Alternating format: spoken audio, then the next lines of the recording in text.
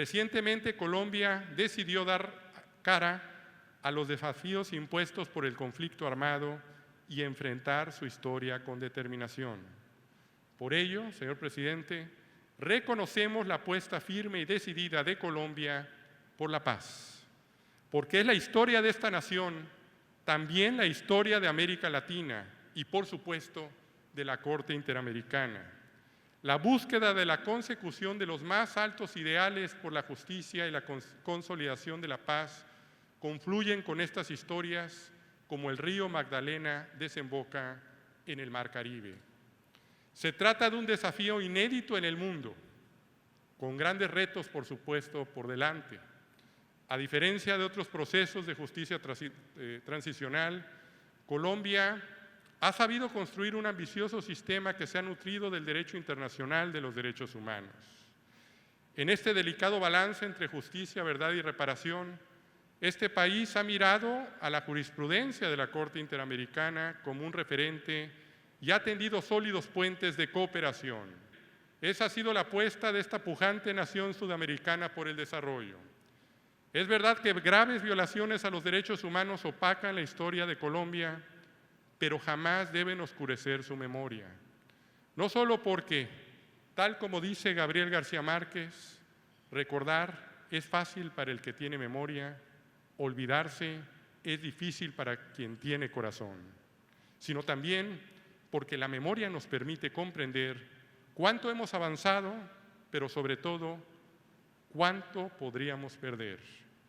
El corazón de los colombianos y colombianas debe siempre estar por la paz, al igual que está el de nosotros.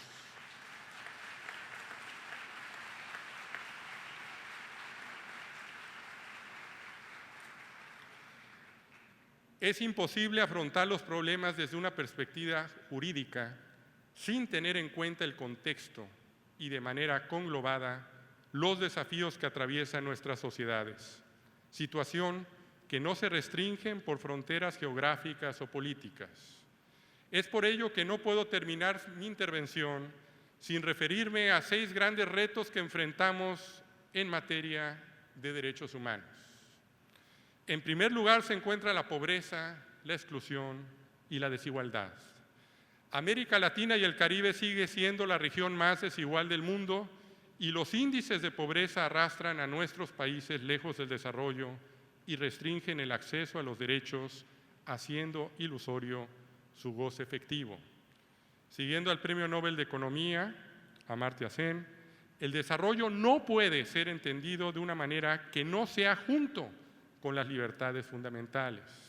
Aún así, 186 millones de personas, es decir, aproximadamente 30% de la población de esta región, vive en situación de pobreza. Esto se agrava por el impacto destructivo de la extrema desigualdad sobre el crecimiento sostenible y la cohesión social. El 10% más rico de la población amasa el 71% de la riqueza de la región, según cálculos de la CEPAL. El segundo desafío se encuentra en la discriminación y violencia contra la mujer, que incluye la barbarie de los feminicidios, que lamentablemente han aumentado en ciertas regiones. Según cifras de la CEPAL, 12 mujeres son asesinadas diariamente en América Latina por su condición de género y la OMC estima que 1 de cada 3 ha sufrido violencia física o sexual. A su vez, según cifras de la Organización Mundial del Trabajo, la brecha salarial del año pasado entre hombres y mujeres fue de 20%. Aunados a estas alarmantes estadísticas, la histórica discriminación estructural existente contra la mujer se manifiesta en todos los aspectos de sus vidas. No está de más reiterar que la participación de las mujeres en espacios de toma de decisiones continúa siendo lamentable. No tendremos países verdaderamente desarrollados y democracias sólidas mientras que las mujeres no estén en un plano real de igualdad. Y para ser consecuentes, espero que en nuestra Corte Interamericana también tengamos más mujeres en el futuro. Un tercer desafío lo constituye la crisis migratoria y de refugiados. Hay quienes por razón de hambre, pobreza, violencia, cambio climático o persecución política se ven obligados a dejar sus lugares de origen y a emprender complejos y peligrosos trayectos, muchas veces acompañados de sus hijas e hijos. A finales de 2018, según cifras de ACNUR, 71 millones de personas se encontraban desplazados debido a la persecución, los conflictos, la violencia o las violaciones a los derechos humanos. Tanto el país vecino, al de ustedes, como el Triángulo Norte de Centroamérica se encuentran atravesando una de las peores crisis migratorias en los últimos tiempos. Sin embargo, hay que reconocer que, tal como ha señalado el secretario de la ONU, Antonio Guterres, no solamente hacemos frente a una crisis de refugiados, sino también nos encontramos ante una crisis de solidaridad. En cuarto lugar, los impactos negativos causados por el cambio climático son globales, actuales y afectan desproporcionadamente a las personas en situación de mayor vulnerabilidad. Es necesario afrontar estos desafíos desde una perspectiva de derechos humanos y en el ámbito de la cooperación y multilateralismo. En este tema debo recordar, señor presidente, como ya también nos lo comentó en la reunión que tuvimos hace un momento, el rol de Colombia al solicitar la opinión consultiva 23 sobre medio ambiente y derechos humanos que emitió la Corte Interamericana en 2017. A partir de esta se ha incorporado y desarrollado el derecho humano a un medio ambiente sano y delimitado las obligaciones específicas de los estados en la materia. En quinto lugar, vemos con enorme preocupación cómo nuestra región se ve amenazada, cada vez con mayor intensidad, por el crimen organizado y la violencia. Según la Oficina de Naciones Unidas para la Droga y el Delito, nuestra región es la más violenta del globo. 1/3 del total de homicidios violentos ocurren en América Latina. La abismal desigualdad y pobreza se han convertido en el caldo de cultivo para que el crimen organizado y el narcotráfico busquen cooptar nuestra institucionalidad y nuestra respuesta no ha estado en ocasiones a la altura. La violencia no se erradica con represión, sino con oportunidades. Es por ello que debo referirme a la agresión y muerte a líderes sociales, defensores y defensoras de derechos humanos y periodistas. Dentro de nosotros existen personas que han decidido dedicar su vida a las causas de la justicia social y a la defensa de los derechos humanos, que sirven de canalizadores de las frustraciones, anhelos y aspiraciones propias de la democracia y catalizadores del cambio. Lamentablemente, diariamente ven su integridad y vida amenazadas. La Corte Interamericana no puede ser ajena a esta cruda realidad. Si bien han sido enfática en señalar el deber reforzado de protección que tienen los estados respecto a estas personas, estos estándares deben ser efectivos y materializarse en la realidad.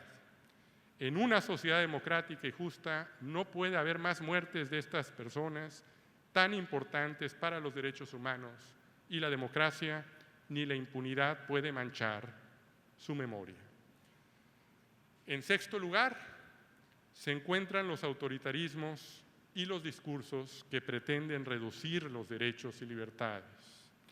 Tal como tuve oportunidad de señalar en mis palabras de inauguración del Año Judicial Interamericana en Costa Rica a principios de este año 2019, estamos viviendo en un momento de la historia en el que, por diversos motivos, como los expuestos, existe un manifiesto descontento, desconfianza o desilusión con el Estado social de derecho y las democracias. Esto ha abonado el terreno, permitiendo el resurgimiento de cantos de sirena y propuestas que creen que la solución a esta situación está dada por el recorte a los derechos de diferentes sectores de la población. En algunas ocasiones se aboga por el cambio de las reglas del juego democrático, ya sea a través de la perpetuación en el poder de aquellos que sienten anhelos mesiánicos, como si fueran la única alternativa para conducir el destino de un país, o a través de la captación paulatina de los poderes del Estado, que elimina cualquier necesario contrapeso propio de toda democracia. Y de este modo transforman las democracias en autoritarismo sin control o simplemente en dictaduras.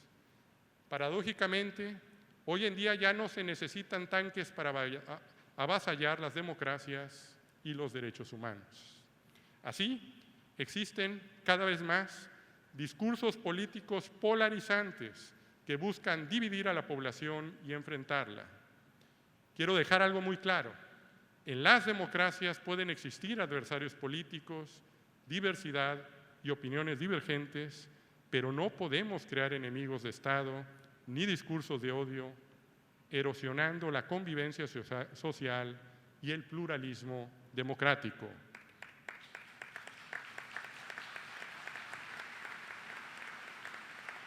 Consecuencias nefastas de estos caminos hemos visto ya demasiadas en nuestra historia. Señoras y señores, son 40 años de la Corte Interamericana de Derechos Humanos, 4 décadas en un camino de largo aliento. Es cierto que en lo transcurrido y en lo que queda por recorrer, ha habido grandes desafíos que nos deben preocupar a todas y todos. Sin embargo, así como los problemas en el trayecto son compartidos, también deben serlo las victorias. Como latinoamericano no puedo dejar de mencionar la inmensa alegría que inundó nuestros corazones el triunfo de Egan Bernal en el Tour de Francia, quien nos demostró que la dedicación, constancia y disciplina son fructíferas para lograr victorias en las carreras de tan largo aliento. La ruta por establecer una cultura del respeto por los derechos humanos es también un camino de largo aliento. La Corte Interamericana reitera su vocación de seguir trabajando con la independencia y autonomía que la ha caracterizado en sus 4 décadas de vida, protegiendo derechos en favor de las víctimas, razón de ser del sistema interamericano. Velar por un tribunal independiente y autónomo es el trayecto que asegurará y coadyuvará a la consolidación de nuestras instituciones y a la efectiva protección de los derechos humanos de todas las personas, sin distinción, en las Américas. Con la seguridad de ese camino, estamos confiados en el respaldo que Colombia seguirá brindando a la Corte Interamericana y en general al sistema interamericano de derechos humanos. Una vez más, muchas gracias, señor presidente. Muchas gracias, Colombia, por permitirnos sesionar por 5ª ocasión en este querido país. Como presidente de la Corte Interamericana y a nombre de mis colegas jueces y jueces, declaro formalmente inaugurado el 61º periodo extraordinario de sesiones de la Corte Interamericana de Derechos Humanos. Muchas gracias.